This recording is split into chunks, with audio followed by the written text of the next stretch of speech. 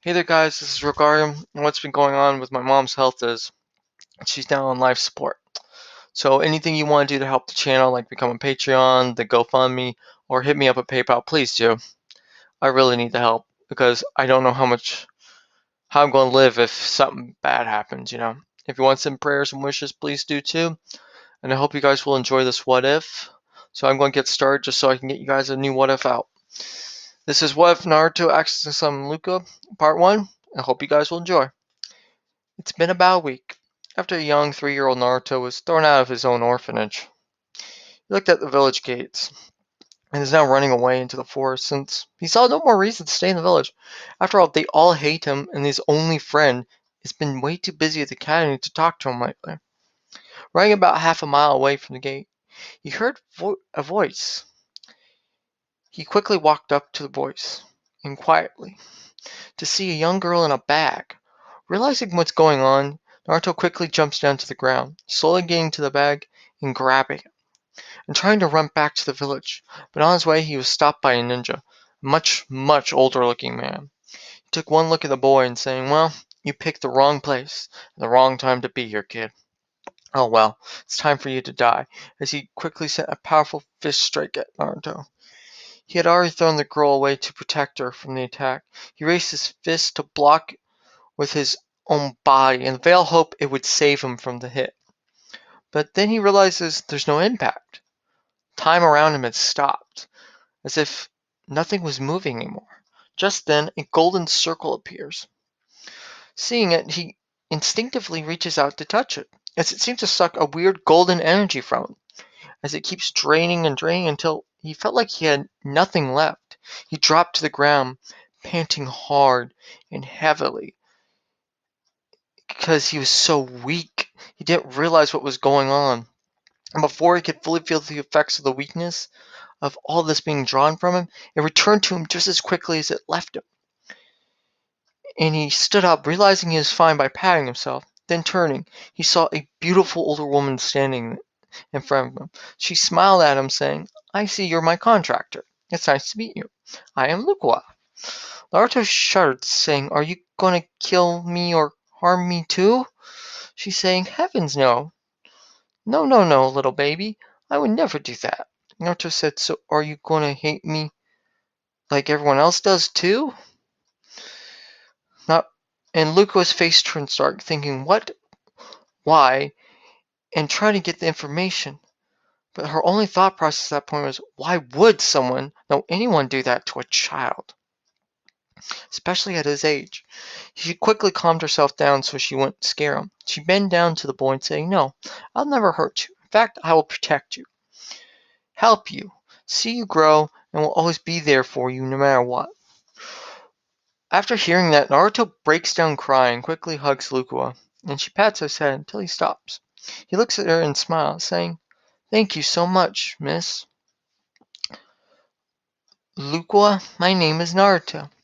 Seeing that beautiful sight, something just clicked in Lucoa. Her whole being for him screamed for him. He had similar types of eyes, and the similarities were very striking for her, particularly. He possessed two different eye colors. One was golden on his right eye, like her yellow dragon slit eye. He had combined green and blue, making it hazel on his left. His golden hair seemed to sparkle in the moonlight. He was like a divine treasure for her in all aspects. And her dragon side was just aching to make him hers. And just by looking at him, she could smile the most beautiful smile she could ever muster. She stood up and turned around to see the man that was about to throw the punch. She looked down with her murderous aura starting to leak out, saying, "Was he trying to kill you, Naruto, baby?" He nodded but said, "Can you please not kill him?" Luca looked at him with utter disgust and asked, "Why should I let him live at all?" With the face becoming completely dark and menacing. Naruto saying, "See, he's from another village, and if we got intel that could help the village to ensure they don't get away with the crime, I think that'd be the better option for both of us." Luca looked back and forth between him and Naruto, and saying, "He's only living because you said so. Okay, Naruto, baby?" After that, time seemed to finally start picking up around him, and before the ninja could act, he got gut punched by Lucoa, dropped to the ground. After this, a group of Amba with Hiruzen and Hinata's father appeared. Seeing Naruto with Hinata, her father screamed, "Get away from her, or I will." Before he could finish the sentence, Lucoa had him by the throat and was squeezing the life out of him, saying, "If you touch my Naruto, baby, I will end you right now." Hiruzen quickly ordered the Ambu that began to surround her to stand down. At first, he was very distracted by her looks and clothing, and to be honest, that heavenly figure, he commented in his head. But he realized she moved without him even being able to see it. He knew this was someone not to piss off because that was an amazing form of strength.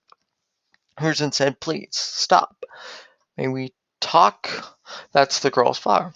Luca turned to see Naruto propping the girl up against a tree, and was talking to her and making sure she was alright. She was a blushing mess, though, but she could tell she was okay. Even though Luca laughed at the blushing mess she saw, Luca decided to let out her killing intent, leaking everywhere but at that tree, nearly causing everyone there to collapse, dropping Hinata's father with him actually pissing himself out of fear.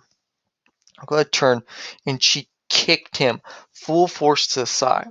She then walked up to a nearly collapsed Hiruzen, saying, "Who made this whole village hate my Naruto, baby?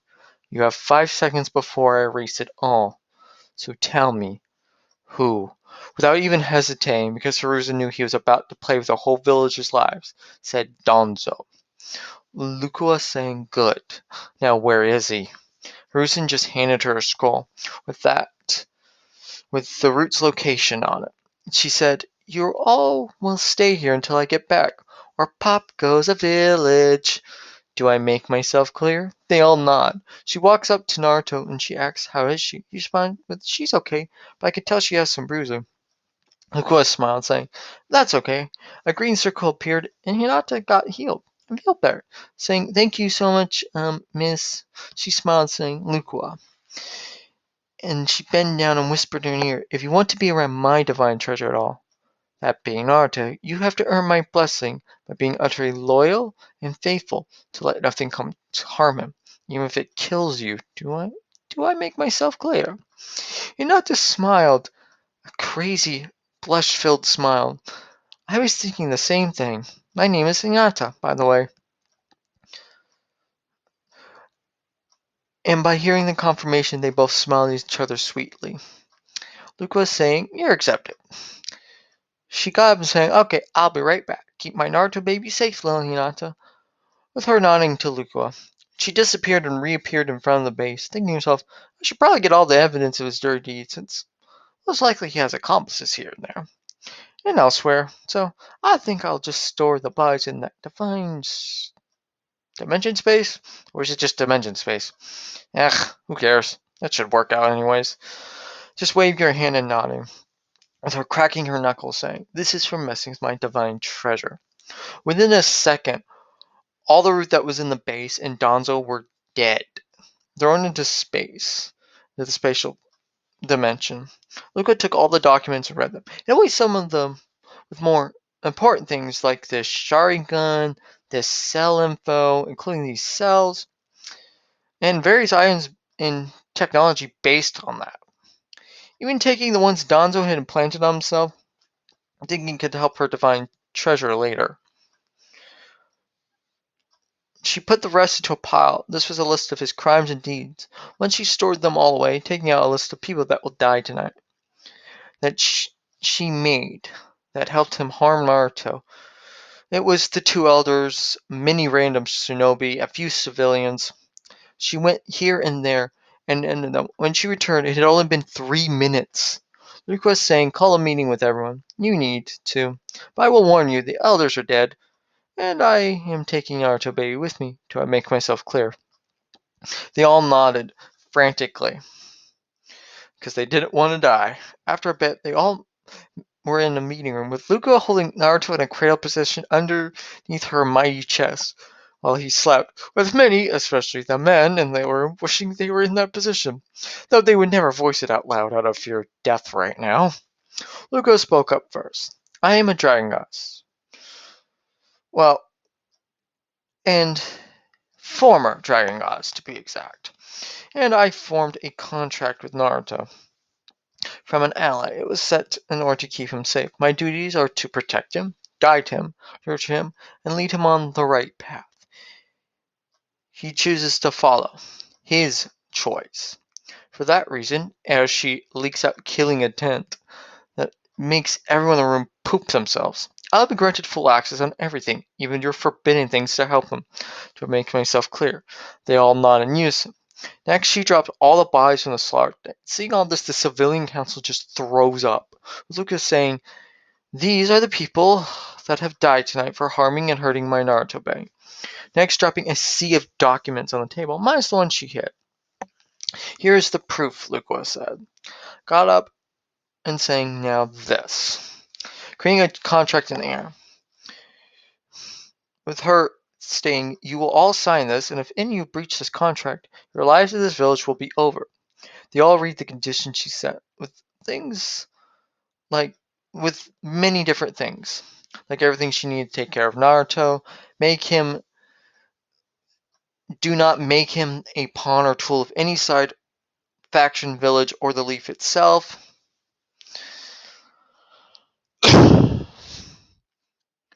And various other things they couldn't never agreed to, but everyone knew they could not disagree. She literally ended this many people in 3 minutes after Hiruzen explained what happened she before she walked in with Naruto, causing a massive shudder in everyone. They signed it while in the meeting. Still, Lucoa left, then sent Naruto to Yana's family for right now, while Lucoa was waiting for Hiruzen in front of his office. While this was going on, we returned to the meeting. Hiruzen saying, "Well, this is going to be a long week for us." They all nod. Hinata's father was seething with anger, since when he signed that contract, he now has to sign away both of his daughters. They are now going to be in her care, leaving him to make Nechi the new clan heir in the light instead of the shadows like he wanted to. Disgusted him even more than his weak daughters ever could, since he planned to marry them away at some point. That's why he wanted Hinata back to be the fake kid and a useful pawn to him later. He slammed the table, getting up and taking a walk. Returned to his office, Hiruzen was talking with Lucoa, saying, "I will give you access to his parents' rather large home and fortune to take care of Naruto, Hinata, and Hanabi, since it seems you want to help the Hyuga siblings as well." She nodded.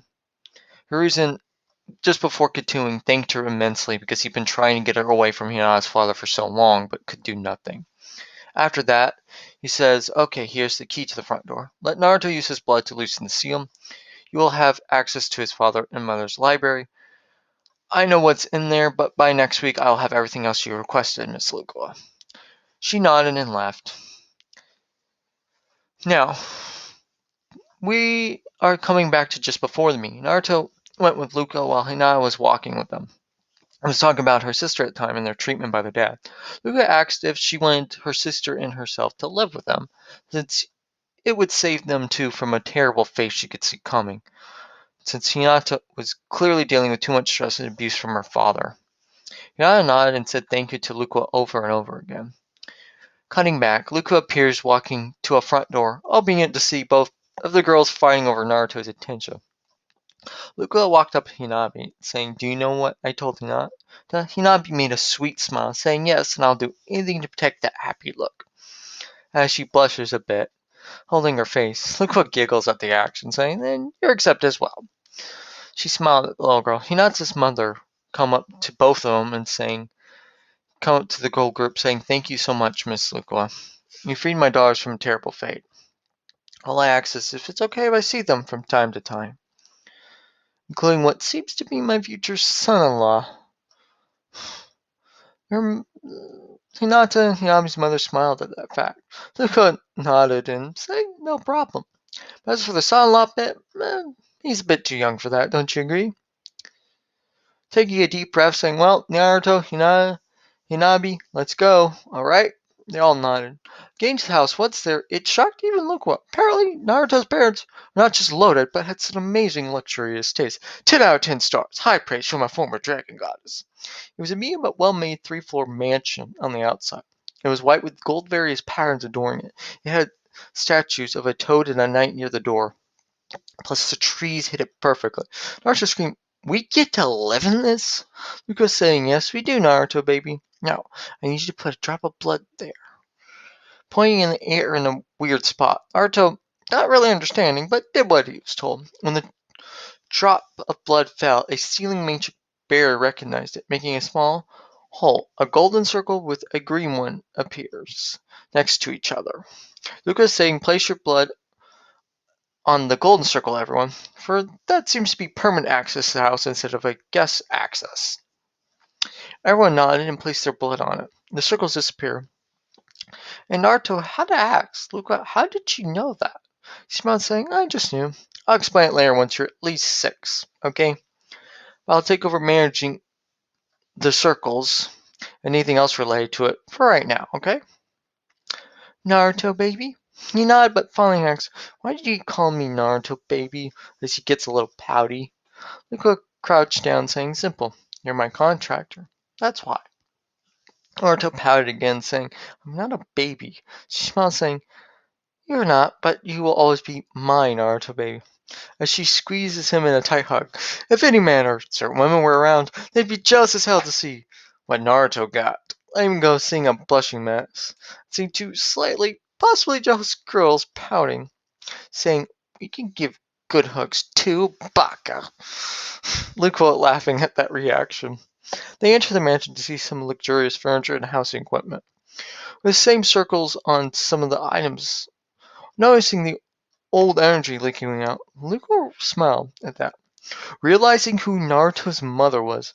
Thinking, so that's why he has golden eye. Why he has a golden eye. She probably sealed that magic power in him. With that female fox. That sly ass woman. If I ever get to talk to her again, I am bitch slapping her. Luca smirked, thinking with proper training, Naruto will be the strongest person in this world. Maybe her own. 2. They explore the house to get a better layout of it. With the library being on the first floor along with the kitchen and living room, on the second floor was a bunch of different bedrooms, even Naruto's parents' room. Lucoa sealed it currently, saying it's best not to mess with it until Naruto was ready. Third floor holds various types of training rooms and storage. There was more, but Lucoa banned them from entering the basement for right now, because she doesn't want them going down there or anyone else going down there, because she knows what's down there, and it ain't good for anyone but Naruto currently, given his situation. Naruto finally gets to pick his room and set up the few things he has. Naruto decides to go take a bath. It was a big bathroom, and it was connected to the house in the back. A literal hot spring. It would be able to fit multiple people inside. Hell, a large family. While relaxing, he didn't hear the door to the bath open, and Luca entered and slid behind Naruto, making him blush, saying, "Why are you here, Luca?" She looked at him and smiled sweetly, saying, "It's simple, Naruto, baby. I need to make sure you're safe and you get cleaned properly. Plus, it's all part of my job." She smiles at him, picks him up, and places him more in her lap, and whispers in his ear, "Plus, you're going to need to get used to a woman's body, since it seems you're such a playboy at this point, my little Naruto baby." As she pinches his cheeks, Naruto got red and mumbled some stuff, making Lucoa happy. It was a few days later, and both Hinata and Hinabi were spending time with their mother safely, much to their father's great anger and Neji's jealousy on their more happy fate, realizing they escaped something he could not, and it created great hatred within him. Walking around the village, Naruto was no longer getting hateful stares or was looked down upon, since anyone that did any form of mistreatment towards our lovely little Naruto disappeared a few hours later and was never heard from again. So many people are scared that someone is eliminating those who punish the fox. He got to a playground since he was bored, and Luca told him she would start training him when he's 5. Though he was mad at this, Luca really just wanted Naruto to have a little bit more of a childhood before he walked the path, or how she personally put it, a warrior's path. He was playing in the sandbox when a girl with long auburn hair and green eyes, wearing a simple blue outfit, walked up saying, "Hey there, what's your name?" Naruto turned around and looked at her, saying, "My name is Naruto. What's yours?" He smiled at her happily, and she blushed, saying, "My name is Mei Tamuri. Sorry if I pronounced it wrong." Naruto jumped up and grabbed Mei's hand, saying, "So you want to play with me?" She nodded a bit, with a bit red lingering on her face. They played for a good while before Hiruzen showed up with some weird guy. Dressed even weirder. Doesn't even have a ninja handband. Weirdo. Naruto kept reinforcing these thoughts. Hiruzen saying, "So, Miss Mei, you're here because of..." Before he could finish, Mei nodded, saying, "The bloodline purge." Here, though, here that Naruto's thoughts were, what is going on here, and what's a bloodline purge? Hiruzen nodded, saying, "So, if you're willing to give your power to the village, I'll let you stay here. We'll find a home for you soon." May nodded, but before saying anything else, Naruto spoke up, saying, "Hey, if you need a place to live, you can stay with me.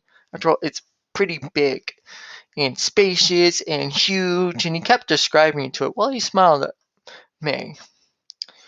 May blushed a bit, but looked at the third Hokage. Just say, and he just nodded, saying, if you want, you can do that. I have no problem at all with it." May saying, "Then I'll take you up on your offer, Naruto." Naruto jumped around her in joy, saying, "Yes, I got a new friend and roommate. Also, oh man, do you think I can talk to Kinoa? I've been meaning to ask something of her." There's a nod, saying, "Okay, she's at the training field for academic students right now." Naruto nodded, saying, "Okay, May, follow me," grabbing her hand and making her blush while they ran away. The man next to him asked, "Will she be okay? I have to leave this place to get back to the front lines." Hiruzen just looked at the man and nodded, saying, "He's got a protector that could kill all the tailed beasts in one move, so she's safe near him." Hearing that, the man froze it up and then asked, "Do you think?" Hiruzen saying no. "If you don't want the end of your village, I suggest you forget about it." The man nodded. Getting to the training field for academic students, we see a girl with blue hair training with paper. She turns to see Naruto running up, and she smiles so brightly and sweetly at him. But then she sees another girl with him and quickly frowns, thinking, "How dare you exist near my Naruto? My Naruto." As you can clearly tell, there's anger in her grip as she twitches. Naruto ran up, saying, "Hey there, Konoha. It seems you're training's again." She nodded, saying, "Who's that?" Barely keeping the hatred out of her voice. Naruto let go of May's hand, saying, "Her name is May. She's my new friend and offered to live with me since I got a place now." Hear that? Konoha almost lost it, but then realized what she could do, saying, "Then I'm living with you, Naruto. No exceptions." She smiled, saying, "Really? That's cool. I was going to ask you anyways, since you used to live with me in the orphanage. And you are my first friend and my bestest friend." She smiled hearing that and nodded. Konoha walked up, saying, "My name is Konoha." With a death glare, May returned it in full, saying, "Yes, I am May," giving her open hand to shake. And Konoha taking it closer to her ears, whispering into him, saying, "He's my son, my Naruto, my everything. I will not let any filthy hands touch him or take him from me." May giggled. "I was about to say the same thing to you." Letting go of each other, Naruto grabbed both her hands, saying, "Come on, let's go meet Hinata, Hinabi, and Lucoa." Hearing 3 other girls' names, they got mad but decided to drop it since he was holding their hands, and they would forgive him for now. Getting home to see Lucoa outside the house, saying, "Naruto, baby, who are they?" As a very dark and menacing aura appears around her, making even the girls terrified of this woman. Like, who the hell is she?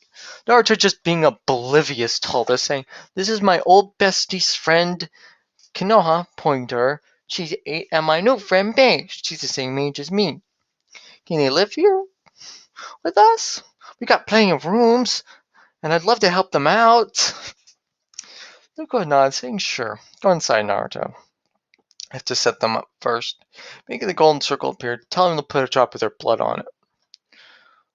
They both did. Then she walked up, pulled him into hug, saying, "Are you here to harm my Naruto babe?"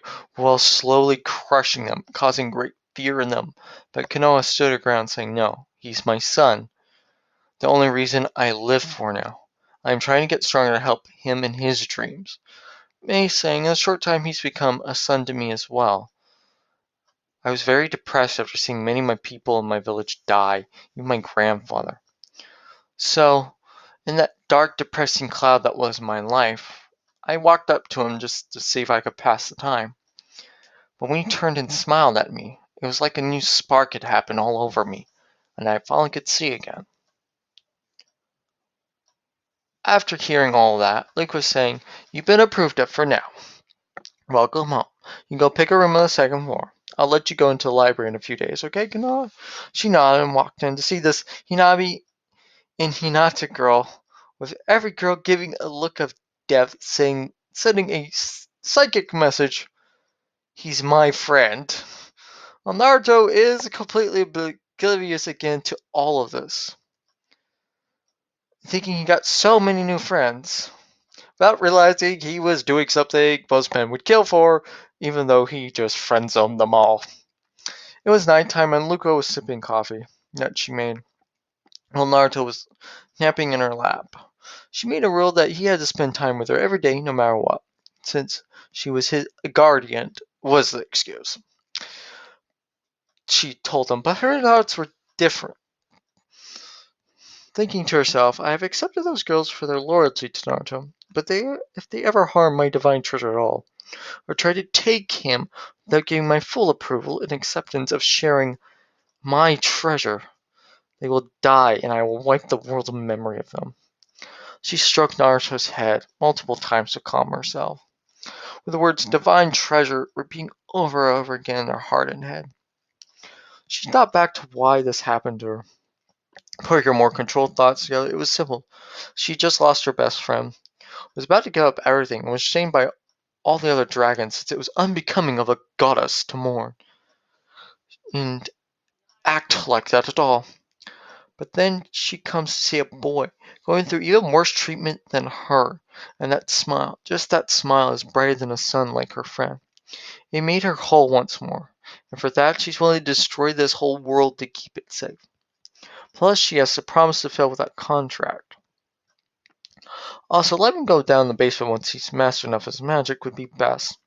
After a while, she picks up Naruto and was about to bring him to bed when a sudden monkey appears. It looked at her, nodded, and handed her scroll, saying, "This is from the Hokage, or Haruzen." She nodded. Once placing Naruto in bed and kissing his forehead, she read the scroll, crushing it and burning it in her hands. She was already in front of the Hokage with less than a second, with a look of death in her eyes that scared even the hidden Anbu to their core, to the point where they've made a mental note to never anger this woman for their life. Luke was saying, "Where's the Cloud Village?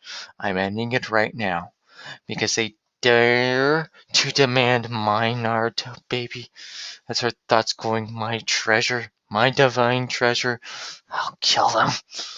Just seeing that, Hiruzen knew the cloud would end. He sighed, saying, "Can you at least, instead of destroying them, weaken them and get something in return, please? It's just, I can't have a forced tsunami war in my hands. It would endanger Naruto as well." Hearing that, Lucoa completely calmed down, saying, "Okay, give me a map." Sorry.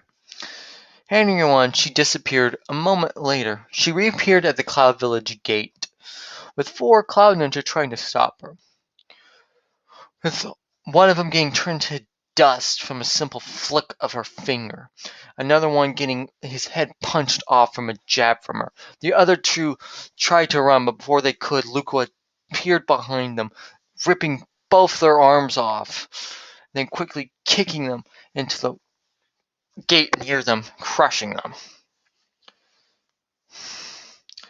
After that, Lucoa began walking towards the inside of the village. Little did the cloud know, they had just brought a former dragon goddess on themselves, and its aftermath would be forever felt, because you never harm or steal a dragon's treasure. I hope you guys will enjoy this video. I'm sorry it's been so long since I've done something, but with my mom's health taking as much as it did and now in her current condition, I just have to go day by day and just push on through and be a soldier and be strong about it. I'll keep you guys informed and updated on my mom's situation. And please, once again, please become a Patreon, GoFundMe, pay me, please. And finally, for all those who listen to the end, I'll be doing more Let's Talk videos starting tomorrow because it's something I can just do without needing a script. So I'm just going to be talking about things to help with my situation and cope. I hope you guys enjoy this.